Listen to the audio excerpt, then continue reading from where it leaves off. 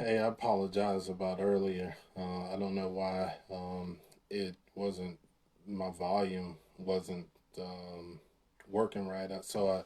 I restarted the phone, and I was going to just kind of do a recap about what I did before, and then I'm going to delete the other one.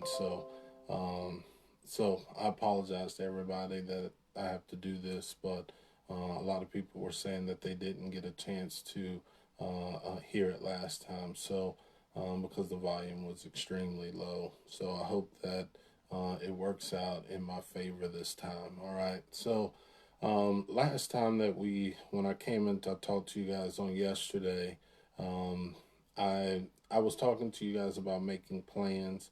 Whenever we go about making plans, um, sometimes these plans are really unhealthy, and these unhealthy plans definitely will cause you to make decisions um, that might cause you very unhealthy outcomes in your life.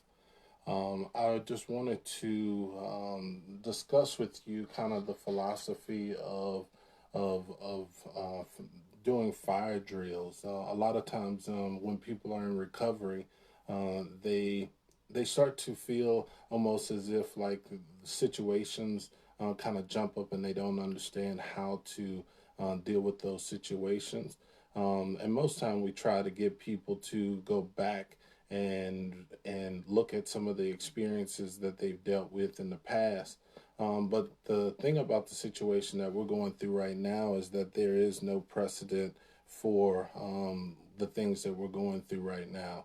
The way the government is quarantining people, we are definitely struggling with conforming to some of these things that the people are asking us to deal with. So when people are being forced into being quarantined, a lot of emotional things will start to arise.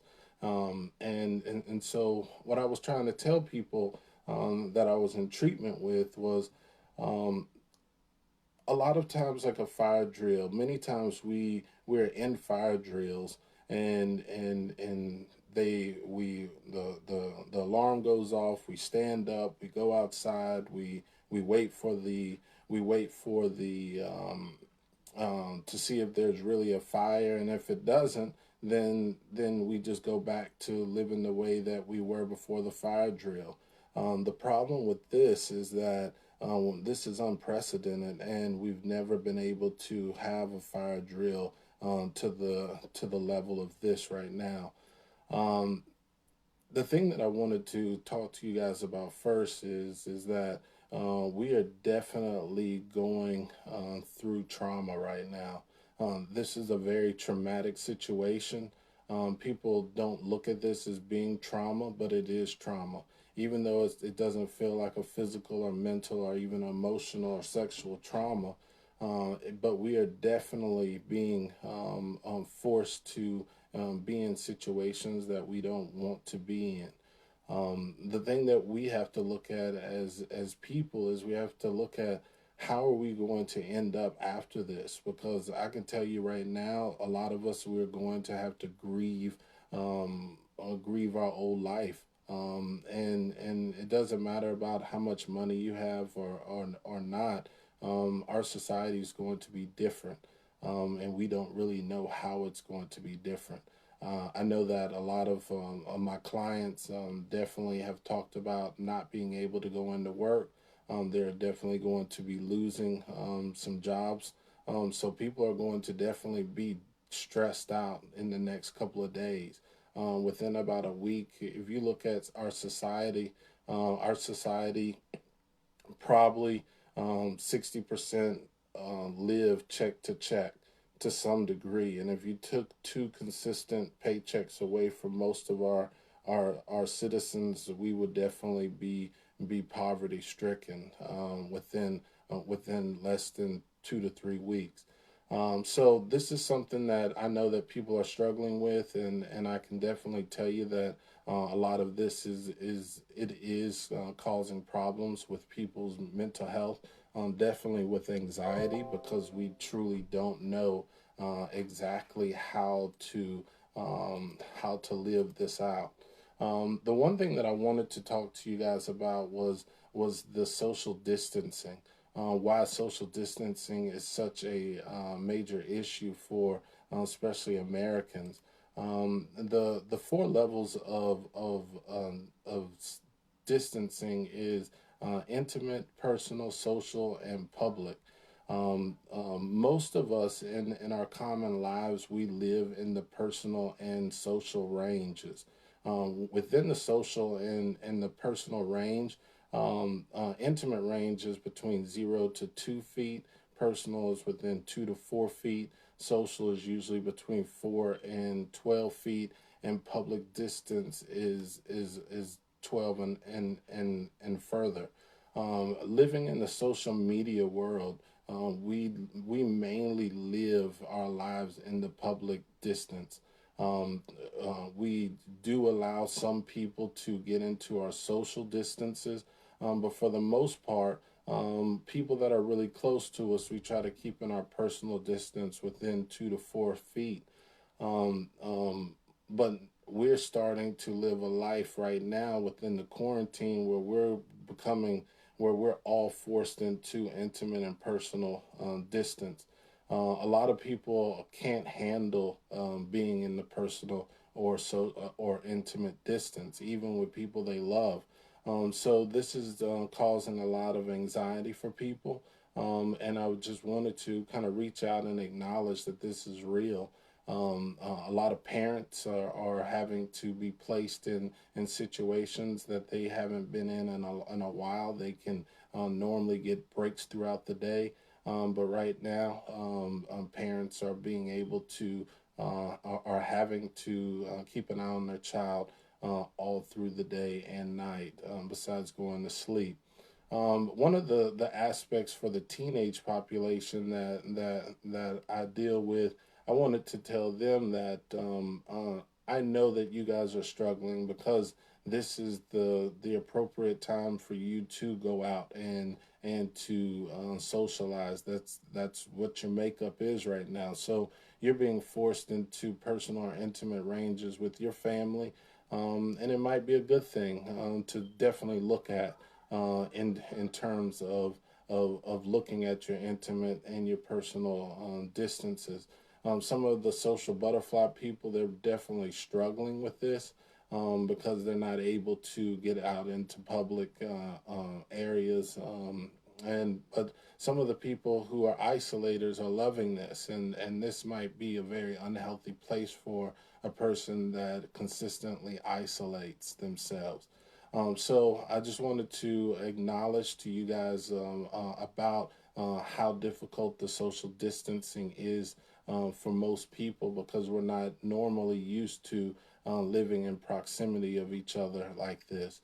Um, Also, the second thing that I wanted to bring up is some of the belief systems that cause a lot of people some issues in their life.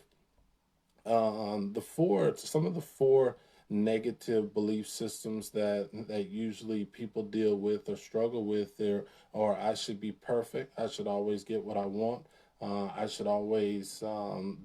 should be all powerful, and life should be without pain and require no efforts. These belief systems are normally the belief systems that cause people to make unhealthy decisions, or like using substances, or relapsing on behaviors that they don't want to relapse on.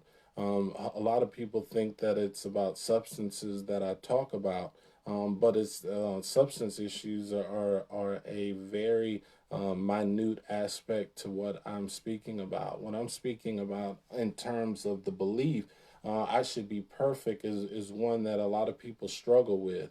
I should be perfect. Whenever a lot of people aren't going outside, not just because they don't want to go outside, is because of the stigma and the way that they will be looked at by other citizens, so they choose to stay inside. This is just another form of wearing a mask, and not being true to yourself. but it's a good thing that we as a country are being able to fight through that and focus on ourselves. But if we're dealing with struggling with perfectionism, this is a very hard time, especially for mothers who are trying to be a mom, be the best school teacher they can be. They're trying to keep the house up. Fathers are struggling right now because their identity mainly was to be a provider, and our society right now is definitely struggling with giving people the ability to go to work and be the type of provider that they have been identified for so long. So a lot of the people that are reaching out to me are definitely struggling with this image of who they've become and how to continue to be that. I should be all powerful. This is a definite belief system that people struggle with. A lot of people struggle with this belief system because they have a problem with control. A lot of people don't like to be controlled, and whenever we're told to go inside the house and not be able to get out, whether we like it or not, it's a form of control.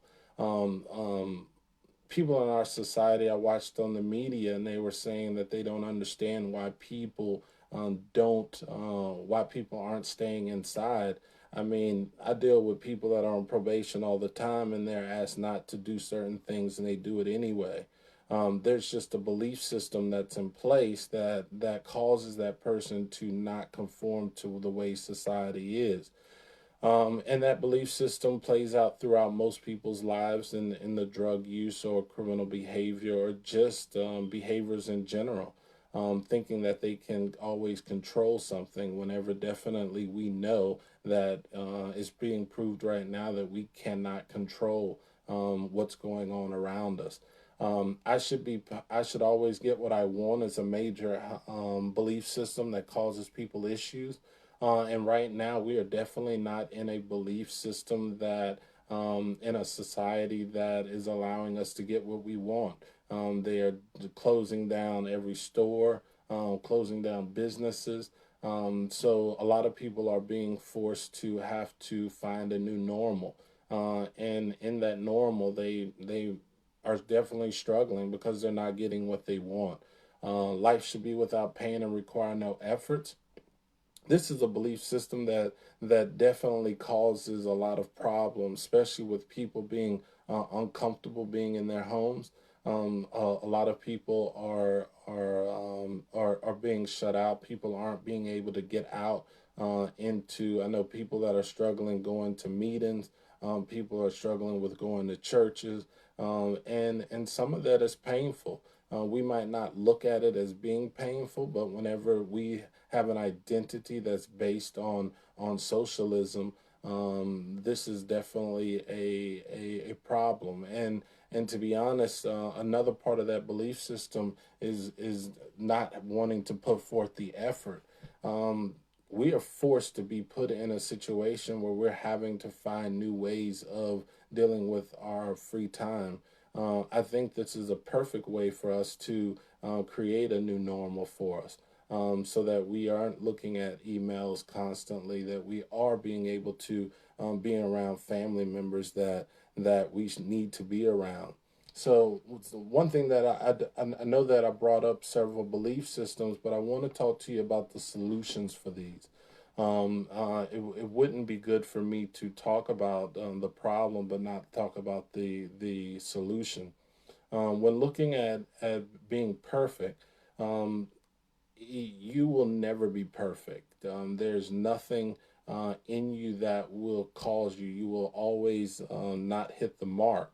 The thing about it is that you would have to find you a new normal, a new perfect, and kind of lower the bar so that you don't have to struggle with depression. Because a lot of people struggle with depression because they don't hit that perfection mark.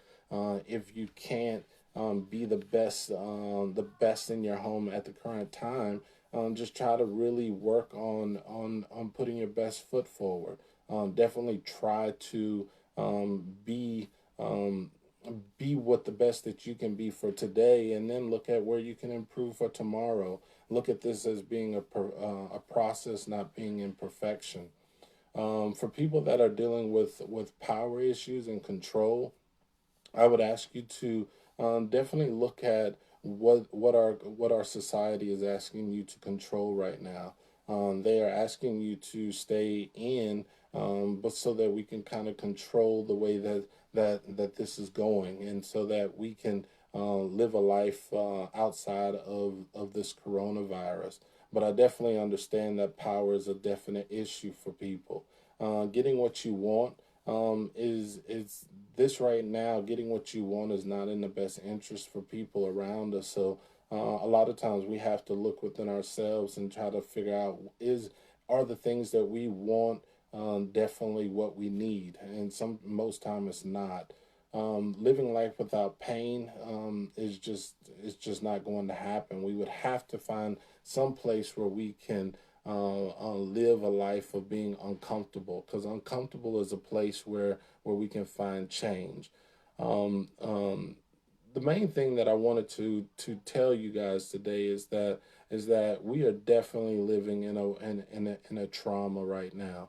Whether you want to see it or not, and people around us are definitely going to be struggling. There are going to be people who are going to be in need, and that's exactly what we are to be, is to be that beacon of light, so that we can help those that are going to be struggling. I would ask everybody to find a place of gratitude, to definitely look inside yourself and be grateful. If you're able to hear my voice, then that definitely means that you are able and willing to do something different. I enjoy hanging out with you guys today. I apologize earlier for the volume issue. I just wanted to tell you guys, and thank you guys for purchasing these shirts, the Criminogenic. I want everybody to know how grateful we are as a business for you guys to support us. We definitely will be coming back on tomorrow at noon. Hopefully, on the first time that we run it, you'll definitely get a chance to hear it live and correctly. So it's a pleasure to see you guys, see everybody following and logging in during the live, and I hope to see you guys tomorrow. All right.